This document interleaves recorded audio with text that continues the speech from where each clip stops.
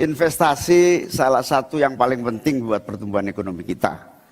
Dan investasi tidak akan ada masuk ke tanah air kita apabila tidak kita bangun trust, kepercayaan internasional, kepercayaan dalam negeri dengan apa? Dengan kepastian hukum dan terjaganya kestabilan usaha yang berkembang di masyarakat kita. Di lain halnya, investasi yang transparan akan membuka akses usaha kecil dan menengah untuk terlibat di dalam proses investasi yang masuk ke dalam negeri maupun yang ada di masyarakat. Yang lebih penting dari itu adalah kepastian hukum. Termasuk di dalamnya adalah jaminan akan investasi tidak akan disalahgunakan atau tidak menjadi beban baru. Mungkin PR kita ke depan adalah bagaimana kita bisa menurunkan indeks ICOR kita. Kita ingin indeks ICOR kita turun ke angka 4 atau 5%, sehingga investasi akan naik dan akan menumbuhkan trust juga dari para calon-calon investor. Lalu untuk UMKM, kita ingin memperbanyak inkubasi sehingga UMKM kita bisa naik kelas. Kita dampingi dari A sampai Z, kita dampingi dari packagingnya, dari brandingnya, dari marketing ownernya. Setelah selesai, kita dampingi lagi permodalannya. Setelah selesai, kita dampingi lagi untuk bisa mendapatkan off-taker. Gini, yang Bapak sampaikan itu tadi saya kira itu sangat normatif. Seharusnya begitu. Di lapangan Pak, investasi itu sulit loh Pak.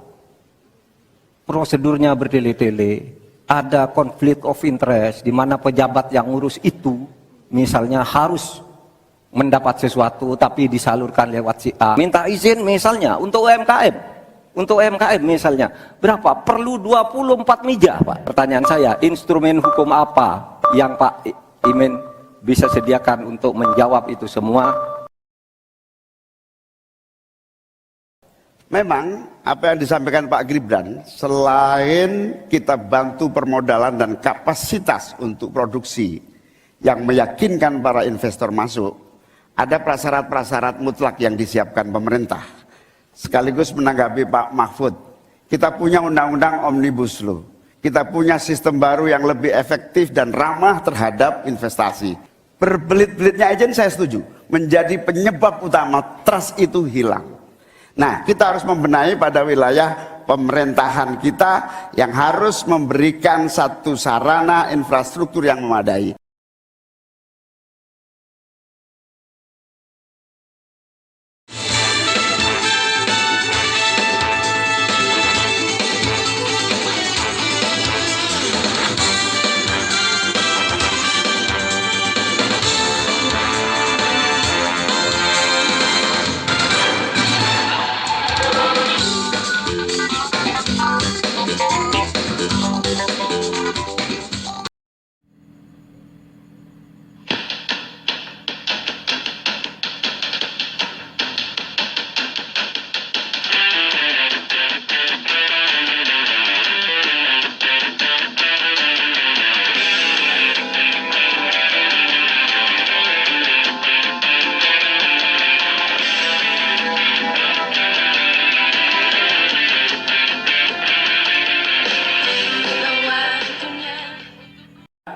Kita lanjutkan, selanjutnya kita beralih ke pertanyaan kedua untuk calon wakil presiden nomor urut 1 Bapak Muhaimin Iskandar. Untuk itu kami persilakan panelis Bapak Agustinus Prasetyantoko untuk mengambil subtema pertanyaan Bapak. Di dalam fishbowl silakan diperlihatkan selanjutnya ke calon wakil presiden dan ke moderator.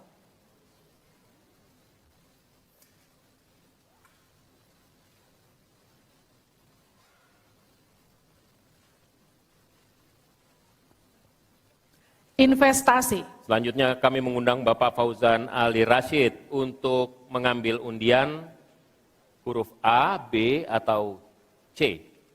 Kita lihat. Huruf A. Baik, terima kasih Pak.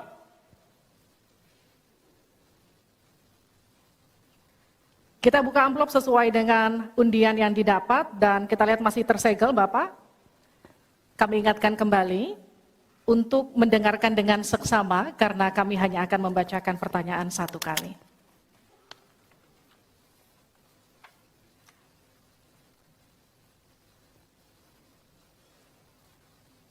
Pertanyaan untuk calon wakil presiden nomor urut 1, Bapak Muhaimin Iskandar, dengan subtema investasi. Kontribusi usaha menengah terhadap ekonomi kita sebesar 13%, sementara Thailand mencapai 18% dan Singapura 22%. Pertanyaannya, bagaimana strategi paslon meningkatkan investasi untuk usaha menengah dan mendorong usaha kecil naik kelas? Waktu Bapak untuk menjawab 2 menit dimulai sejak Bapak berbicara. Silakan. Terima kasih. Investasi salah satu yang paling penting buat pertumbuhan ekonomi kita. Dan investasi tidak akan ada masuk ke tanah air kita apabila tidak kita bangun trust, kepercayaan internasional, kepercayaan dalam negeri dengan apa? Dengan kepastian hukum dan terjaganya kestabilan usaha yang berkembang di masyarakat kita. Di sisi yang lain, investasi juga masih sangat tertutup. Kita ingin investasi ini begitu terbuka dan tidak hanya berkonsentrasi kepada investasi yang menumpuk pada sektor-sektor tertentu atau padat modal.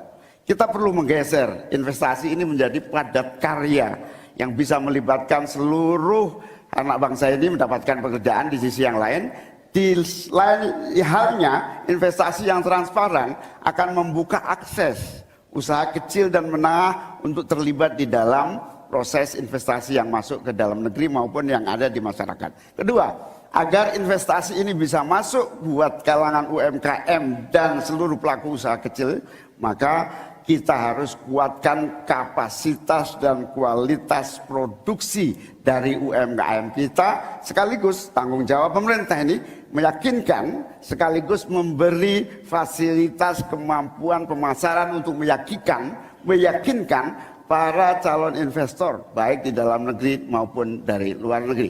Yang lebih penting dari itu adalah kepastian hukum, termasuk di dalamnya adalah jaminan akan investasi tidak akan disalahgunakan atau tidak menjadi beban baru, dalam artian investasi mengandung kecurigaan kerugian yang itu diakibatkan kepercayaan yang menurun. Kredibilitas pemerintah hukum harus ditegakkan untuk membangun trust agar semua yang investasi merasa aman. Cukup, waktu Anda habis.